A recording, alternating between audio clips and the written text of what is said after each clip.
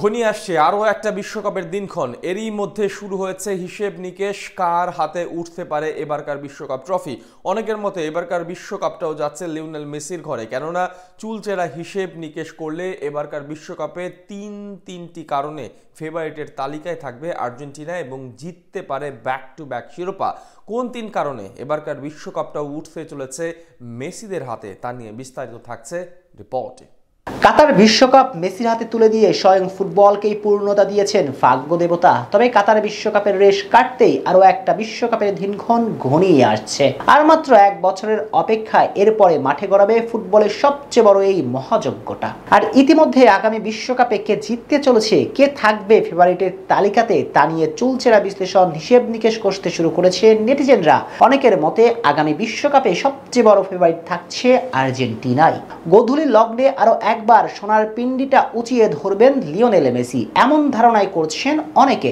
মূলত তিনটি কারণে আগামী বিশ্বকাপ মেসির হাতে উঠতে চলেছে বলে অনেকের ধারণা। সেই প্রধান তিন কারণের মাঝে প্রথমটি হলো বিশ্বকাপের ভেন্যু। এবারের বিশ্বকাপটি অনুষ্ঠিত হচ্ছে আমেরিকাতে। এই ভেন্যুটি আর্জেন্টাইনদের জন্য বরাবরই পয়া, অর্থাৎ এই মহাদেশ আর্জেন্টিনার জন্য ভাগ্য সুপ্রসন্ন হয় বটে। কেননা ইতিহাস ঘাটলে 1986 সালে এই মহাদেশ থেকে ডিয়েগো ম্যারাডোনা সোনার পিণ্ডিটা জিতে গিয়েছিলেন, অর্থাৎ ইতিহাস আর্জেন্টিনার হয়ে কথা বলবে।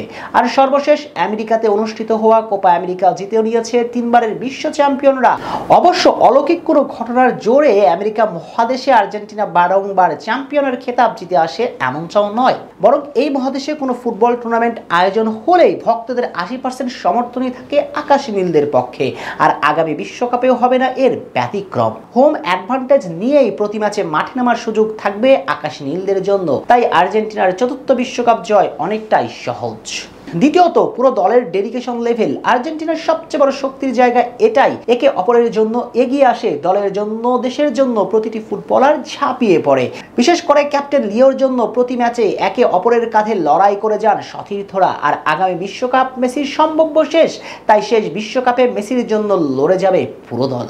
তৃতীয়ত, ক্যাপ্টেন লিওর পারফরমেন্স, সঙ্গে ডাগ আউটে দাঁড়িয়ে লিওনেল স্ক্যালোনির মাস্টার ক্লাস।